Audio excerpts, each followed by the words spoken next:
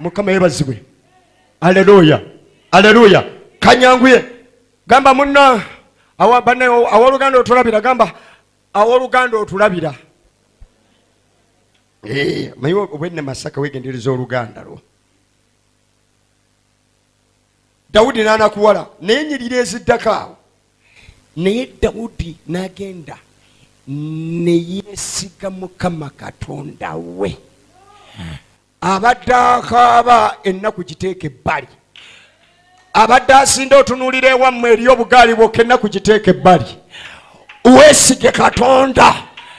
Abadde agamba vagini tebagibba. Abadde agamba abakazi banzaalamu abasajja ne bagenda. Abadde agamba buli kimu baakitwala. Amaziga gateeke ebbali. Oddemu weesige Mukama Katonda wo. Enyirira tujja zisoma naye weeziri awo. Daudi ne balumba. N'abuuza Mukama tugende tugoberere tunaabasanga. Naye wali Bayibuli egamba nti tebatta. We twasomye wali waggulu. Baabitwala naye tewali n'omu gwe batta. Abaye ekiki ekyabula gye kiri tebaakitta. Kikyali kiramu gwe atannagoberera. Katonda agamba Dawudi tugoberere. Ekyatuleese wano twazze goberera byaffe. Abewammwe tebaawasa. Abewammwe tebaafumbirwa. Abewammwe tebaakaggawala. Abaye twazze goberera byaffe. Embaga zikyaliyo. Obugagga bukyaliyo. Omukisa gukyaliyo. Abavalwa abagenda bakyaliyo. Abaye gamba ngenda goberera. Ngenda goberera. Mukama mugamba goberera. Nze nagoberera. Ngendo tegera mu bwete nganda bifaane byambaga byatitange ne mmange. Ningamba lwaki ku baganda bange bana abakulu abali n'abaana basabagirwa nze n'abaganda bange basinga mukyala wange emyaka. Naye ngendo tegera mu bwete nganda bifaananyi byambaga. Ningamba kiki tali wano nga banna kye babba. Ngembaga bazibba mu family n'engoberera n'enjifuna. Tosobola jinsi jako ba we panke ate nze tebanne pankirako. Ne kankubulirako ne jendi bammanyi. Ntunula ng'eggongolo bwempi. Nezinga ng'eggongolo naye gwe jangu ng'opaala. Waliwo ekijja okujja nga kikupaalirako naye kijje nga kipaala. Gamba ekyo emizimu tegijje nga gipaala. Dawudi n'agoberera. N'akuba ekikonde. Dawudi n'agoberera. Gwimira ku mugonda kulage engeri gye yagobereramu. N'akuba ekikonde. Gamba n'akuba ekikonde. Nga tuyimirira bannaye. Gamba buuza munno nti simanyi oli musiraamu. Simanyi oli swahaba. Ine kanisa lwayigiddemu ne mpuliramu ekisa ekyenjawulo. Ne simanyi abalokole bafulumya abakatuliki ne basigala. Yimirira nkulage engeri Dawudi yakubamu ekikonde. Gamba wekyangemu bwote. Gamba Dawudi n'akuba ekikonde. Bawulire. Gamba Dawudi rabakataka. Rakapata. Kuba ekikonde ndabe. Rakarapapapa. Dawudi n'akuba ekikonde. Dawudi n'agoberera. Rabakata. Ebyange bikomawo. Ebyange biteebwa. Ebyange bikomawo. Dawudi n'akuba ekikonde. N'agoberera. Teyagoberera bugoberezi. Yagoberera ku Friday n'agoberera.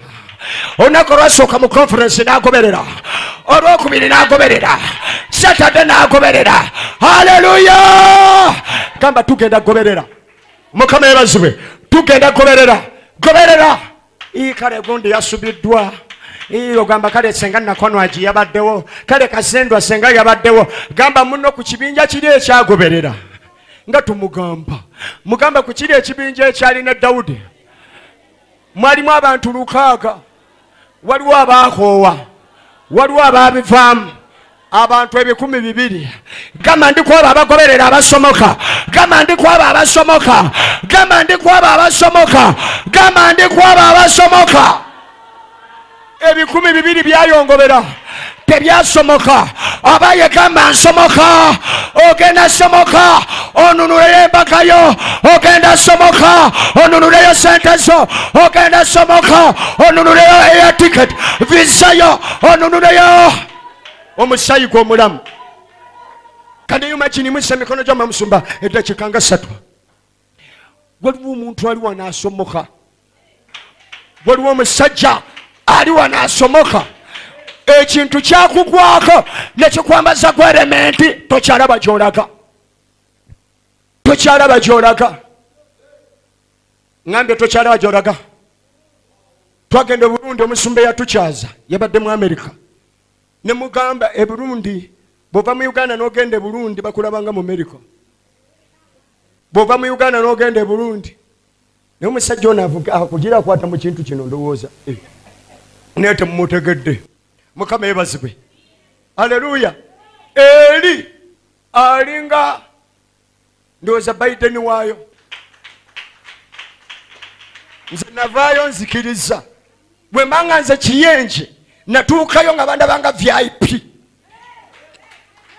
gamba muno banga asibe pesa lyabagundi awo sibasiba muboti nentuukayo negamba musumba gwe oba teri ebigere bitandise okutambula mbirabo Bishop waayo oli ali ku ddaala nga ye Pastor Kayanja ye Pastor Serwadda waayo mubitegera ndoza olwimi lunyokozesa mulo Mukama yebazibwe batuuka mu State House security era fe twategera oluvannyuma nti security yatulyawo kumpi. Mukama yebazibwe.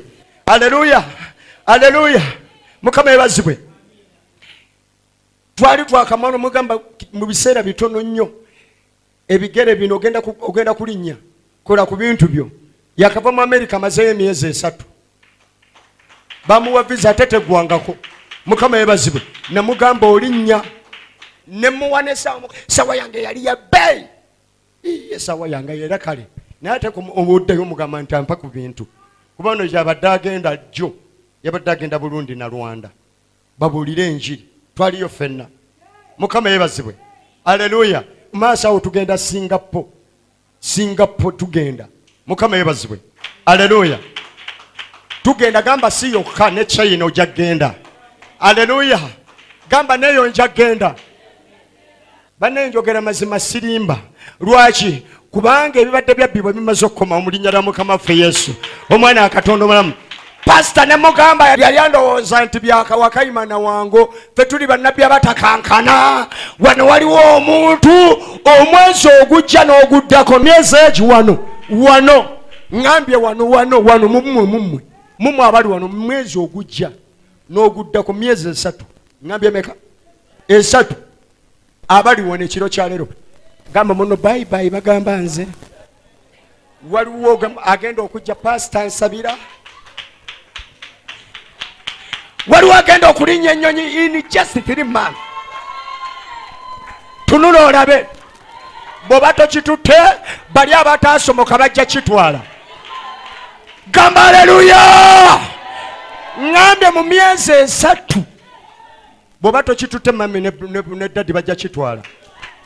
Ngambye myezi 3 ngambye myezi 3 gwe ngambye myezi 3 teke mikono gye mu bbanga myezi 3 in 3 months in 3 mu ofisi yange nirako obugalu bindi buwera babadde bamuzibe mbulina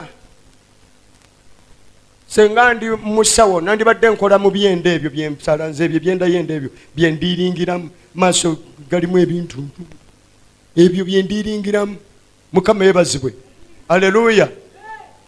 Mwakoze obyo butaleeta balina bugaali neyo munsi eyo mpulira nga luwava kagaali atambula. God bless you. Hallelujah. Hallelujah. Mukama tumukubire engalo ez'amaanyi. Tukyagenda mu maaso n'okusaba. Tuli mukutula njegere wakati. Hallelujah. Mukama nze yantumye okujja okulangirira new season mu kibuga Masaka. Kyekyandeese okulangirira new season. Nebaza Katonda nti wekijjidde era tuyingidde omwezi omupya. Kati omwezi omupya oguyingirira mu new season. Ogenda kulaba ebintu ebipya byonna byotulabangako. Gwe buli kye bayogera bw'owulira nga mulimu ekikyo kitwale kiramba tolekaawo n'ekimu. Ffe twazze kwetikkula Mukama byaludde ng'ayogera naffe. bikula wamu nange bayibuli yo tugabaneyo wano ekyawandiikibwa mu bufunze olukuŋŋaana luno baŋŋamba nti tuluyite ekyuma kiwagala kyuma yengero 27 olw'17 ekyuma kiwagala kyuma eno period gye tulimu bagiyitaani mukutula njegere tolina bw'okutula njegere nga toli kyuma olina kumala kufuuka kyuma kati wano tuli mu kwewagala ffenna tubeere ebyuma ebikutula agajegere agabadde gakwata ebyaffe gate mu linnya lya mukama waffe Yesu Kristo. Katonda waffe akolagana n'abayimiridde gwe bw'omalirira n'oyimirira nga ne Katonda amalirira okukusindika. Mmalirira ekiro kya leero oyimirire ebitabangako mu famire yeewammwe Katonda agenda kutandika naawe gw'ogenda okubikola. Buli kyonna owulidde omusumba Joshua atugambye abaana 11 mu famire gy'avaamu ye nga si ye namba emu wabula ate yali namba emu okutwalayo embaga. Nange mu famire yaffe ennene naye tulimu babiri abaakakola embaga, tulimu babiri. Eyali agezaako yayanjula tamalirizanga tamalangayo, naye nze ne mwannyina zanzirako ffe twakakola embaga mu famire eyo. So wabaawo agajegere omala kufuuka kyuma n'otandika okukutula agajegere ago mu linnya lya mukama waffe Yesu Kristo. Kale tugende mu kitabo kya Isaaya essuula ya 43 tugabanewo okuva ku lunyiriri olw'16 okutuukira ddala ku lunyiriri olw'21. The book of Isaiah chapter 43 verses 16 to 21. Eyange mazojji bikula eno ey'obwakabaka bwa Buganda. Tegeeza bayibuli yange eno eyawandiikibwa ate era nevvuunulibwa mu lulimi olukulu ate era nga lwe lwogerebwa mu bwakabaka bwa Buganda. Olulimi Oluganda lwentegeeza bayibuli y'Oluganda. Egamba bweti Isaaya 43 okuva ku lw'16 okutuukira ddala ku lw'21. Bw'atyo bw'ayogera Mukama. Ani ayogera? Mukama. Sinze. Bw'ati bwe yantumye okwogera bwe nti okulangira mu new season. Bw'ati bw'agamba mu season eno empya gye tuyingiddemu. Bw'atyo bw'ayogera Mukama. Akuba oluguudo mu nnyanja. Akuba oluguudo wa mu nnyanja n'ekkubo mu mazzi ag'amaanyi. Kalowoozeeko ako. Ayogera ye Mukama. Ti bw'atyo bw'ayogera Mukama. Akuba oluguudo mu nnyanja n'ekkubo mu mazzi ag'amaanyi. Afulumya eggaali n'embalaasi, eggye n'obuyinza bagalamira wamu tebaligolokoka. Bazikiridde ng'enfuuzi. Nti temujjukira. Bagamba gwe kati wano oyina bingi ebikubaddeko, kyangu okutandika obulamu obupya. Waliwo bingi ebitubaddeko bye twakola nga tetunnalokoka, kati ebyo history. Tosobola kuddayo mu byemabega kubikyusa, naye ate osobola okutandika kati n'okola obulamu obupya. Mu maaso waliyo ebirungi ebinene. Bayibuli etugamba mu Daniel 11 akatundu bba mu lunyiriri olwa 32 ti abantu abamanyi Katonda waabwe baliba b'amaanyi, baliba n'amaanyi, balikola ebyobuzira. Nyiikira kumanya Katonda, noonya Mukama, omumanye, omwagale, omuwe obulamu bwo. Agenda kukozesa eby'amaanyi, agenda kukozesa ebyobuzira ebitabeerangako mu famire yeewammwe, ebitabeerangako mu kika kyonna. Gwe nyiikira kumanya Mukama, noonya Mukama akuwagale, akufuule embazzi ye, akufuule ekyokulwanyisa kye, akufuule ekyuma kye mu linnya lya Yesu. Wulira, Bayibuli etugambye nti bano abali mu prayer palace olwaleero wano mu kibuga New Jerusalem nti temujjukira ebyasooka okubaawo, so temulowooza bigambo bya dda. abantu babeeraawo neyeekubagiza n'obeera ng'otunula mu byedda toyina bw'ogenda kufuna kipya ng'okyatunula mu byemabega. Nga tugenda mu sizoni empya twerabira ebikadde. Bwe biba byetaaga kwenenya byenenye kiggwe otunule mu maaso gy'olaga mu linnya lya Yesu. Tubyenenye tubyekutuleko kati ebyo obyerabire. Tunuulire ebipya Mukama byaleeta. Biri byonna by'otobadde nabyo omulaba abadde ayina we yabikwatira. Kati tweddize ebyaffe mu linnya lya Yesu omwana wa Katonda omulamu. Wulira ntemujjukira byadda ebyo ebyasooka okubaawo ebigambo ebyedda nti laba ndikola ekigambo ekijja kaakano. Laba ndikola ekigambo ekijja kaakano kirirabika. Temulikimanya? Ndikuba oluguudo ne mu lukoola ne ndeeta emigga mu ddungu. Ensolo olunyiriri luno buli lwendusoma olw'20 kwegamba neewuunya. Ensolo ezitalima ezitazimba nnyumba naye tezeeraliikirira, naye mmwe abalima abalina emikono abakola n'obeera mu kutya mu kweraliikirira, zo zisigala zisinza Mukama ne zimussaamu ekitiibwa nga zirina okukkiriza nti agenda ziwa emmere wadde tezaagirimye. Zikkiriza ennyonyi ez'omu nsiko, ensolo ez'oku ttale ne zikkiriza. Mbeegayirire bannyinaze, basajja mmwe, baganda bange, tukkirize Katonda agenda kukola ekigambo ekijja mu sizoni eno mu linnya lya Mukama waffe Yesu. Atutandikako bupya, alina waatutwala. Kyetaaga tugume, tuddemu amaanyi, tutunule gye tulaga. Waliyo ebirungi, tojjukira byadda.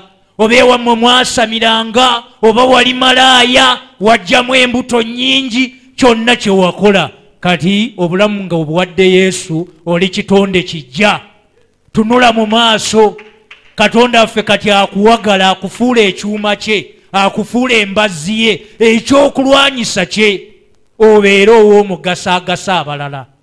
Agenda kuwa omukisa ate akufuula omukisa eri abalala mu linnya lya Yesu. Akyagala okikubireko mu ngalo ekyo. Wulira olunyiriri olwabiri lugamba nti ensolo ez'omu nsiko. Ensolo ezaawa? Ensolo ez'omu nsiko zirinzisaamu ekitiibwa. Lwaki tulinda ensolo okussaamu Mukama ekitiibwa? Fe abalina emimwa abasobola okutendereza ensolo zisseemu Mukama ekitiibwa aziwe emmere. Ate ggwe tubeera mu kwemulugunya, twekwatibwa obujja, twekuba enkokola, twerwanyisa. Ebyo tebikola mu nnyumba ya Mukama. Tulwanagane n'ebikolwa byonna eby'omubiri, ffe tubyejjemu, tunyweze obutuukirivu, tutambulye mu butuukirivu. Katonda waffe tumusseemu ekitiibwa, tubeeremu embala ya Kristo. Ekigambo Christian ndooza mujjukira kitegeeza Christ like, okufaanana Mukama waffe Yesu Kristo. Tubeere n'embala ye ebeere mu ffe, tubale ebibala eby'Omwoyo Omutukuvu, twejjemu ebikolwa byonna eby'omubiri. Olunyiriri lugambye nti ensolo ez'omu nsiko zirinzisaamu ekitiibwa. Ebibe ne bammaaya ebibe ne bammaaya, kubanga ngaba amazzi mu lukoola n'emigga mu ddungu okunywesa abantu bange abalonde bange. Agenda kutunywesa abantu benneebumbira nzekka. Boolesenga Katonda yakubumba okwolesa ettendo lye. Ayagala twolese ettendo, tuve mu kutya, tuve mu kweraliikirira. Agenda kukola ekigambo ekijja mu bulamu bwaffe.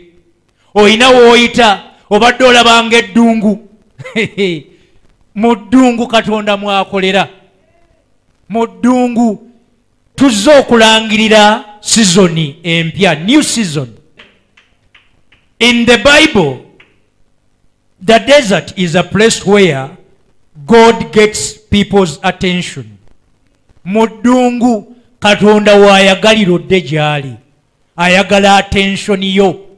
Muddungu Katonda ayagala attention yo wakati nga olina abakulwanyisa mu buweereza ku mulimu. Katonda ayagala attention yo.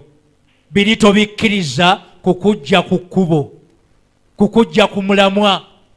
Ngenda kuwayo ebintu 6 Katonda byayagala ng'oyita mu ddungu. Number 1, ayagala yo attention. Ayagala obeere ng'otunuulidde ye. Focus yo ebeere ku Katonda, obeere ku Mukama mu linnya lya Yesu. Hallelujah. The desert is a place where God gets people's attention. But it is also a place where God's people experience his deliverance. Muddungu mwe tusumululirwa wakati ng'oyita mu muliro, ng'oyita mu kugezesebwa, mu kuyigganyizibwa, awo deliverance ye eri mu kkubo ejja senga tobivaamu. N'osigala ng'onywedde, attention yo ekubeere ku Mukama, ekubeere ku Katonda. Yaleeta obulokozi bujja gye tuli mu sizoni eno empya bwe tuneewaayo eri Mukama. Aleese obulokozi, agolodde omukono gwe gye tuli, agenda kutulokola bannyinaze mu linnya lya Mukama waffe Yesu Kristo. Katonda waffe mu ddungu mwatugabirira. We receive God's provision mu desert. Awo wennyini w'olabanga ebitasoboka Katonda wagamba ndi aleeta emigga mu ddungu, ateeka oluguudo wakati mu mazzi, n'ateekawo olukalu. Yali akikozeeko. Kati naawe ky'obadde oyitamu agenda kukuteekerawo oluguudo. Oyitewo ate gwe w'oyita omulabewo tajja kuyitawo. Omulabewo oluguudo Katonda lwagenda okukubira tayinza ddu kuyisaamu ate n'ayisawo n'omulabewo. Katonda kyaleeta ewuwo kiriko n'erinnya lyo mu linnya lya Mukama waffe Yesu Kristo nga kikyo teryakuvuganya. Gwe attention yeekubeere ku Katonda. Gw'oba otunuulira, tunuulira Mukama aleese obulokozi bwo, obugabirizi bwo bujja mu ddungu ng'oliyitamu. Katonda mwatubikkulira. We receive God's revelation nga tuyita mu ddungu. Katonda abaako byatubikkulira, aleeta okwolesebwa, abikkula ebyama. Obwakabaka bwa Katonda bwa byama. Kati bwe tufuuka abaana ba Katonda ne twambala embala ya Kristo, atubikkulira the mysteries of the kingdom of God. Ne tubikkulirwa ebyama ebyo. Bw'obibikkulirwa ebyo bye biri mu magenda go.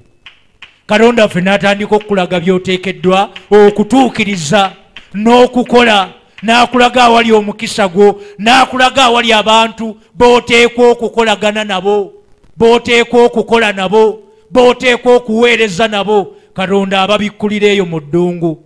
Kati teweekaanya ddungu ly'oyitamu. Noonya attention ya Katonda. Noonya God's deliverance. Noonya God's revelation. Mu ddungu ly'oyitamu Katonda mwagenda obbikulagira ebyo byonna. Mu ddungu twakalabako bisatu. Katonda yeetaaga attention yo ng'oyita mu ddungu. Ye yennyini mwakulokolera w'ogenda okwe-experiencingira God's deliverance, God's provision, God's revelation, God's renewal. Atuzza bujja eyo mu ddungu. Ng'oyita mu ddungu Katonda mwakuwawaagulirako kawawa yenna abadde akugoberera, n'akuwawaagula n'akurenewinga ng'oyita mu ddungu. So teweekaanya ddungu mwannyinaze ow'oluganda. Kkiriza nti Mukama agenda kuyamba. Eyo mu ddungu Katonda gy'akuteekerateekera. Nze yantumye okulangirira ne ttiimu gye ntambula nayo tulangirire sizoni empya. Kali tubadde tuyita mu ddungu ng'olaba buli kimu kizibu, buli kimu kyakulwana, naye Katonda abadde akuteekerateekera asobole okuyingiza ate sizoni empya. Ebintu byonna we bigenda okutandika okwanguwa nga bidduka sipiidi, kati otegedde ekikukola, attensioni ye kubeere ku Katonda gw'oba otunuulira. Obulokozi buzze, aleeta emigga mu ddungu, aleeta obugabirizi, atuzza bujja mu sizoni eno mu linnya lya Mukama waffe Yesu Kristo. Katonda waffe wamu naffe abooluganda agenda kutuyamba. Yali akikozeeko. Ebyawandiikibwa bigamba nti Yesu Kristo abeera bumu jjo leero n'emirembe gyonna. Abaana b'abantu bakyuka, naye ye yekka atakyuka. Y'atakyuka, teyeekyusiza babe. Weesiga omuntu n'akulyamu olukwe, bw'alaba osituka ate n'ayagala okutemayo, naye gwe weesige Mukama. Sizoni eno empya Katonda waakutwala ng'akuwagadde, ng'oli kyuma kye. Ogenda kuzikiriza buli ddogo lye basindika gy'oli, buli lujegere lwonna olubadde lukutte ebibyo, gw'ogenda oddumenyaamenya ng'olukutula mu linnya lya Mukama waffe Yesu Kristo. Mukama waffe ali wamu naffe era atwagala nnyo. Ffe yatusindise tulangirire sizoni empya gye muli. Biki by'olabirako ng'oyingira sizoni empya? Bayibuli egamba nti Katonda ffe agenda kukola ekigambo ekijja. Ekigambo ekijja kye ki?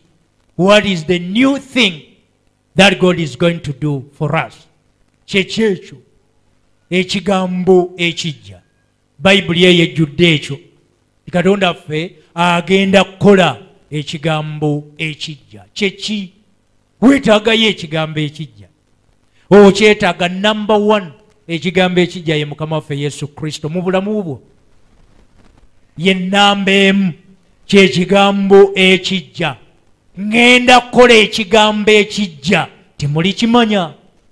Kasita omukkiriza n'omuyingiza mu bulamu bwo, awo ekigambo ekijja kiba kitandise. Ekigambo ekijja Katonda kyasuubiza mulimu restoration of his church, n'akomyawo ekitiibwa kye mu kkanisa. Ekkanisa ye yeggwe nange ng'akomyawo entiisa ye. Kyetuzze okulangirira ekyo mu sizoni eno empya. Katonda ffe akomyewo entiisa ye mu kkanisa. Obutuukirivu bweyongere okunywera mu kkanisa ya Kristo. Mu kigambo ekijja mulimu okurestowalinga abaana ba Isirayiri, eggwanga lya Isirayiri eriri physical n'eriri spiritual. Kati ffe tuli eggwanga lya Isirayiri eriri spiritual, naye waliyo naliri eriri physical. So Katonda nga atusuubiza ekigambo ekijja, number 1 fe okunyumirwa ekigambo ekyo, okukiryako, okukikwatako, Yesu tumunyweze. Attensioni yaffe yonna etubeere ku Mukama, akole omulimu gwe muffe. Tugenda kulaba ekigambo ekyo ekijja nga kikolebwa mu maka gaffe. Mu ddakiika nga 2-3 tuyingire mu kusaba signs that God is going to do a new thing in your life. Obubonero kwolabira, kankuweeyo obubonero nga 5 bwolabirako nga Katonda agenda kukola ekigambo ekijja mu bulamu bwo. Akabonero akasooka keewuunyisa ate nga katuufu. Some doors close. Katonda nga anaakola ekigambo ekijja, waliwo enzigi ezeggala. Okitegedde? Enzigi zeggala ne bagoba ku mulimu, ne bakutemayo, ebintu ne bifa. Nolanga buli kyobadde okola ekigambo ekijjaawo kijja. Era bw'oba obadde oyita mu mbeera eyo waliwo ekijja. Mu sizoni eno empya waliwo ekijja. Akabonero akamu kwolabira, some doors close. Enzigi ezimu zeggala. When God is doing something new in your life, you will notice that some doors begin to close. You may try hard to knock on them, but nothing works. Ogezaako n'okonkona naye nga zeggadde.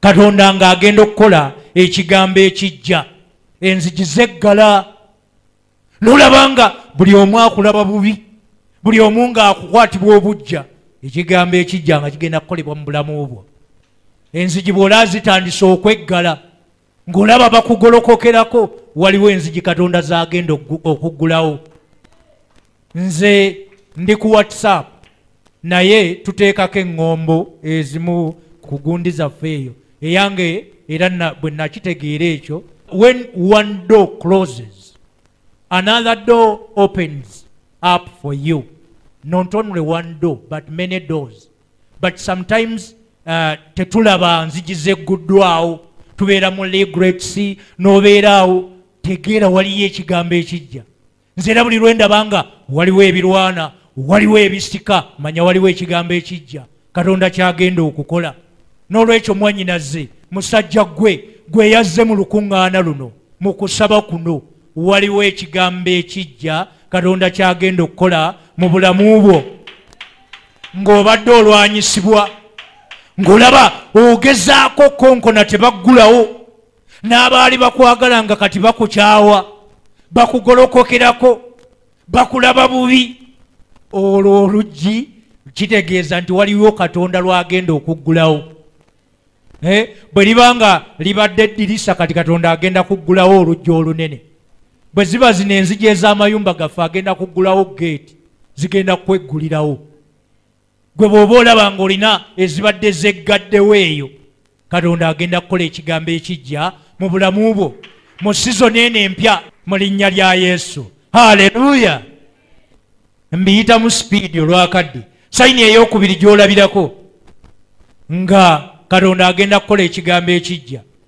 sayini number 2 God gives you repetitive messages obubaka bweddiŋŋana wabaawo obubaka bw'owulira ne bwe kiba kirooto n'olaba nga kiddamu n'owulira omubulizi ayimiridde ng'ayogera ekintu kyekimu nga kyogera ku mbeera gy'oyitamu obubaka bweddiŋŋana kitegeeza waliwo ekigambo ekijja ekipya katonda kyagenda okukola mu bulamu bwo mu linnya lya yesu buli lwolaba obubaka obweddiŋŋana wabaawo ebintu ebyeddiŋŋana tegeera nti waliwo katonda kyagenda okukola mu linnya lya yesu when things are changing in our lives God will give us repetitive messages from different sources you will hear a sermon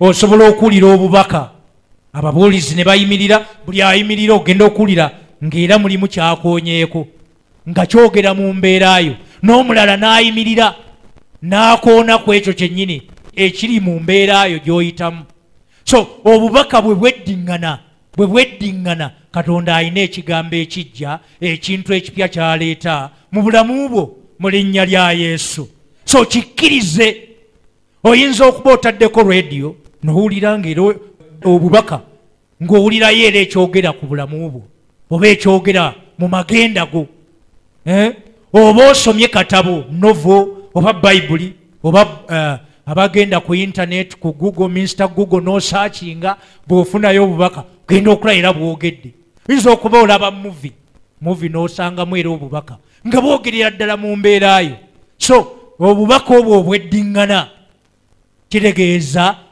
waliyo ekipya katonda kyaleeta mu bulamu bwo kyetwazze okulangirira kireme kukuyitako mu sizoni eno empya gy'oyingiddemu tumaleko emyezi gino 6 ng'oli wanjawulo ng'oli kyuma mu linnya lya mukama waffe yesu kristo akabonero akookusatu you have a desire for a new thing God is doing kaakati gwe kennyini katonda akuteekamu ennyonta n'obanga naawe wennyini owulira ng'oyaayaana katonda abeereko kyakola mu ggwe n'owulira ng'olina ennyonta nga nawe ga ekyo nkyange ekyo nkyagala bw'akuteekamu ennyonta eyo kikaabirire mu linnya lya yesu haleluya waliwo akyagala ekyo ng'olinayo ennyonta ey'ekintu ky'oyagala okukwatako ky'oyagala okutambuliramu ekyo katonda agenda kikuwa mu sizoni eno gye tuyingiddemu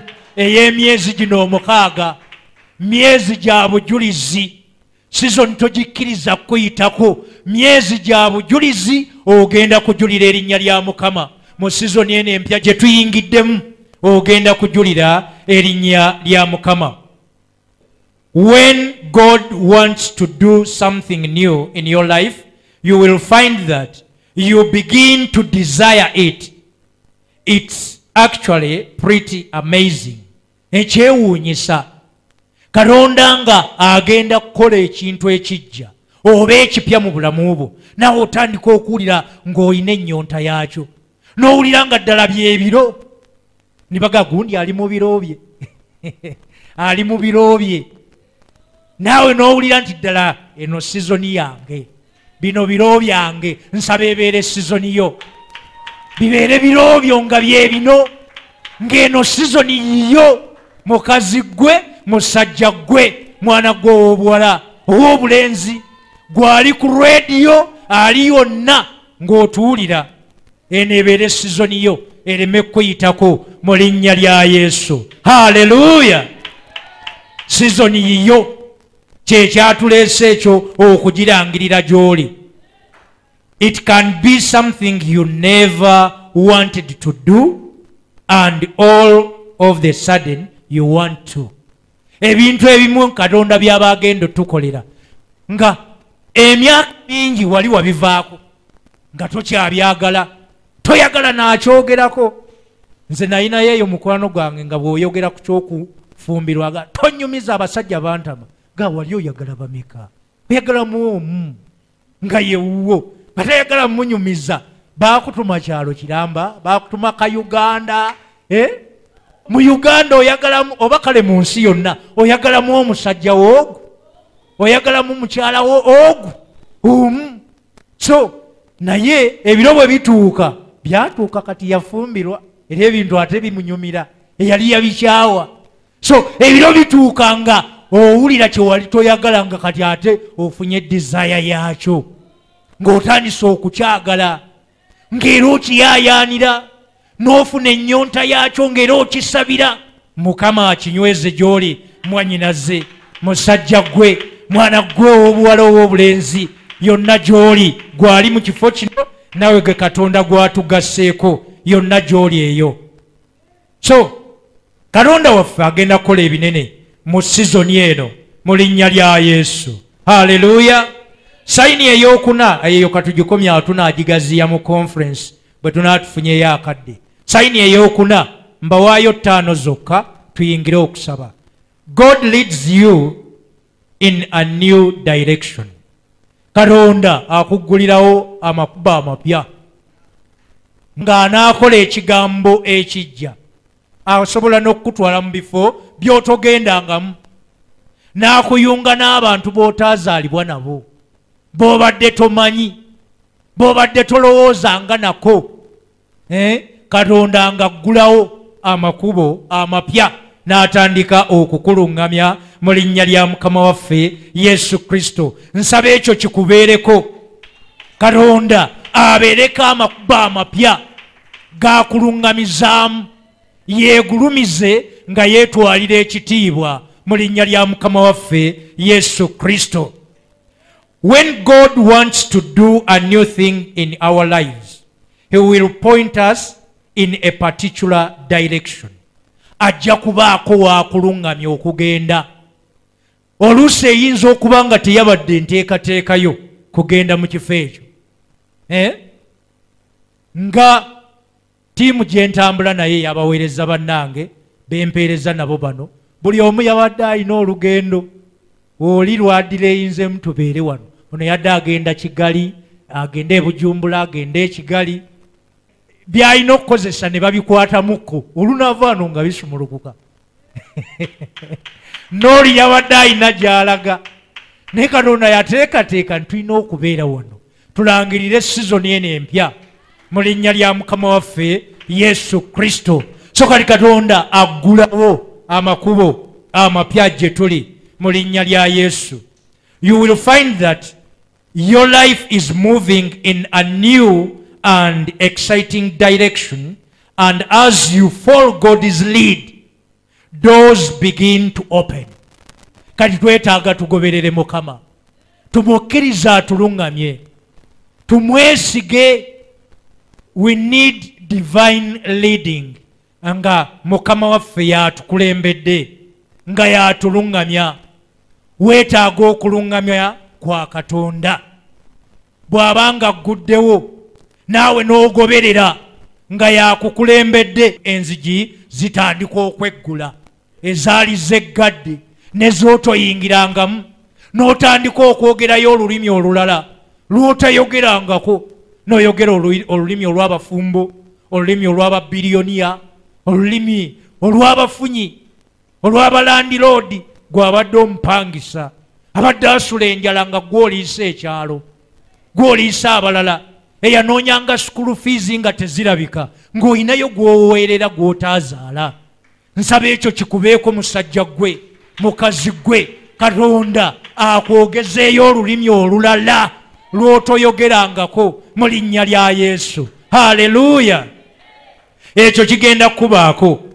Katonda affe aggulawo, aleeta new opportunities, new open doors, azireeta gye tuli mu linnya lya Mukama waffe Yesu Kristo. Point esembayo oba sayini esembayo egamba God stiffs your relationships. Kwegamba Katonda atandika okubaako, obadde n'emikwano egikuyiwa, egikulyamu olukwe, kati egyo Katonda agenda gikusalako, atandika okugattako abantu ab'omugaso, abakwongerako, abakutwala gy'ogenda. Amagenda go Katonda amaze okgeerula. Omusana ogw'obutuukirivu n'obulokozi gumaze okwakayakanira mu magenda go. Kati Katonda aleetayo abantu bakugattako, mubondinge wamu, muweereze nabo, mukole nabo nga mugenda mu maaso mu linnya lya Mukama waffe Yesu Kristo. Omwo mulimu abazungu, mulimu abaddugavu, abalojja banonako, abalala bajje gy'oli mu linnya lya Yesu. Haleluya! Mukama agenda kikola ekyo. When God wants us to move in a new direction, anyweza, agenda kunyweza enkolaganayo n'emikwano egyo emipya Katonda gy'aleeta. Agenda tugattako emikwano emirungi. Some of them remain and others fizzle away. Waliwo Katonda emikwano gy'agenda okuleeta nga gyakaseera buseera, ng'agitumye for a particular purpose in your life. Bagituukirize bagende. Ate wabeewo Katonda bakugattako, mubondinge, mutambule wamu mu lugendo mu sizoni eno empya. Ekyo nkirangirira gy'oli kikubeeko. Katonda aleeteyo emikwano egituukiriza a certain purpose oba a particular purpose, nga bakaseera bakole ekyo Katonda kyabatumye okukolera, bagende. Ate aleeteyo nabali b'ogenda okutambula nabo mu lugendo mu linnya lya Yesu. Haleluya! Ekyo nsaba kitubeereko mu linnya lya Mukama waffe Yesu Kristo. Katonda atuweeyo abantu bwe batyo mu bulamu bwaffe. Mu lugendo luno Katonda ng'aleeta abantu, si buli gw'aleeta nti oteekwa okutuuka naye eri ewawakanirwa. Waliwo abagendwa okubeera nga balala bagenda Jjinja, ng'ate gwe ogenda Mbalala, ogwe ogenda New York, ogenda Bungereza, ogenda Yerusaalemi. Kaakati tobeesibaako nnyo. Kati gwe kitegeerere wano, bw'olaba abeekyusirizza omanya nti abo bakugasa akaseera kali for a particular purpose. Katonda yabatuma bakuyambeko. Bw'olaba beekyusizza tobeesibaako. Sigala nga attention yo ekuli ku Katonda. Oyo yatandika omulimu omulungi mu ggwe, agenda kugumaliriza. Abamu bwe batuuka awo baba baagala kukutemayo. Baagala kukulwanyisa. Naye ggwe kitegeerere wano olwaleero ng'ofuuse ekyuma kya Mukama. Kati tuli mu kwewagala, obeere ekyuma nga byonna obimanyi, bw'obiraba tegeera, oleme kwenakwaza. Gundi nandyama olukwe ng'ate mbadde Katonda yamuleeta akuyambeko nga naye togenda tuuka naye eri mu nsi ensuubize, togenda tuuka naye ayina gy'alaga oyina gy'olaga. Kali amaaso go togajja ku Mukama, sigala ng'otunudde gy'olaga mu magenda go. Bano abeekyusa baleke Katonda alina bakutegekedde b'ogenda okutuuka nabo mu nsi ensuubize mu linnya lya Yesu. Haleluya! Yimuka ku bigere ebyo, yimuka ku bigere ebyo, ebyo bitegedde n'ebirala tujja kwongera okubigabana nga twewagala. Mu sizoni eno empya gye tuyingiddemu ebeere sizoni ya bujulizi mu linnya lya Yesu. Abasumba bange tukwate emizindaalo ffenna, buli omu ogukwate, tuyingire essaala eno eya Mukutula Njegere, tuvuge obudde obwo. Kati tosumagira, tuseeseemu, otegedde bye weetaaga mu magenda go. Mu sizoni eno empya oyina by'oyagala. Nsaba Mukama ebyo abikukolere, mukazi gwe, musajja gwe. Teeka emikono gyo mu bbanga bw'oti. Tosumagira, tonafuwa. Ekikulumba ssebo tekisumagira. Ekikulumba tekisumagira. Kyabaza Yobu gamba tekigenda kumbaza. Tekigenda kumbaza. Gamba emizimu tekigenda kumbaza. Gyakoma ku jjajjange, gyakoma ku kitange. Emizimu gyakoma ku bajjajjaabo. Okyasobola okuteeka mu kakondo n'okumba wali ku kibuga. Okyasobola okuteeka mu kakondo. Okyasobolera ddala. Gamba nkyasobola. Gamba nkyasobola. Gamba nyinza. Kubanga nina Mukama. Gamba nyinza byonna. Sigenda kudda mabega. Sigenda kuwangulwa. Sigenda kulemererwa. Ndika amafuta ga Katonda. Abayenga sikuwulira. Gamba ndika ekisa kya Katonda. Gamba nze sigenda kulemererwa. Ndika amaanyi ga Katonda. Ndika ekisa kya Katonda. Ndika omuliro gwa Katonda. Sigenda kwavuwala.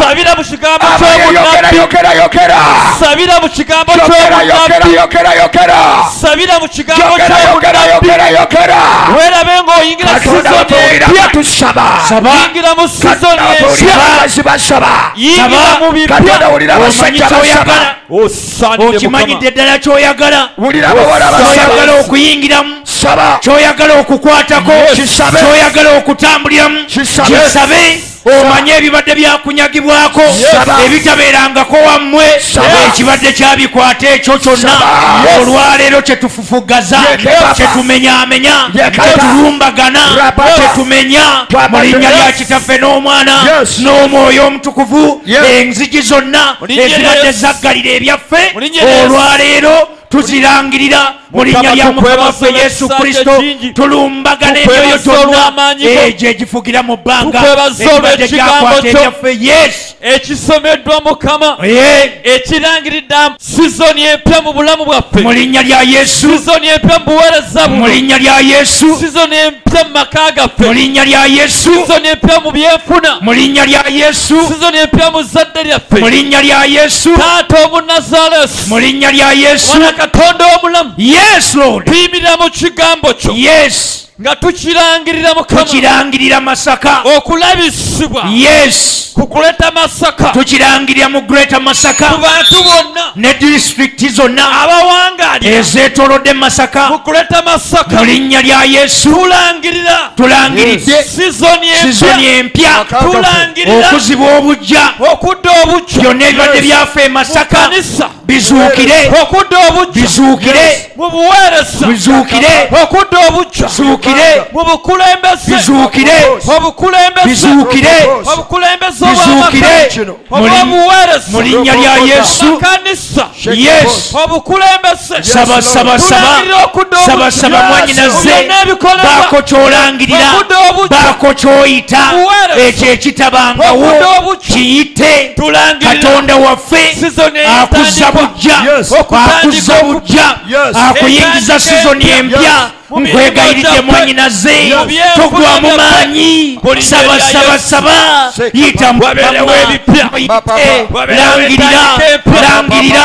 langirira togwa mu maanyi wokyusa olugero lwewammwe famire yewammwe katonda waffe alina byakyusa waliwo ebikyuka mu famire yewammwe nga bitandika naawe olinnya lya yesu saba yambala amaanyi n'amafuta ag'omwoyo omutukuvu osabe olangirire mu linnya lya yesu waliwo agategera gakutuka olwaleero okuva ku bulamu bwo oyingira sizoni empya mu linnya lya yesu kuleeta masaka eyingira sizoni empya mu linnya lya yesu sizoni empya sizoni empya ebipya bize mu bulamu bwo amaanyi amapya mu linnya lya yesu nga bw'oteeka emikono lwana emikono gyo gy'ozitadde mu bbanga nga bw'olangirira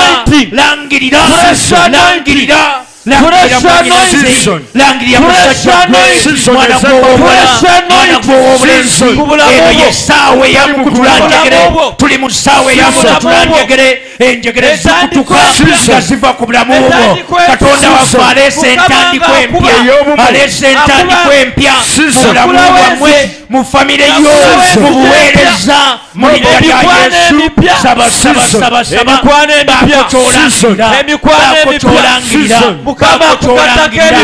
bakokyolangirira langirira mwanyinaze langirira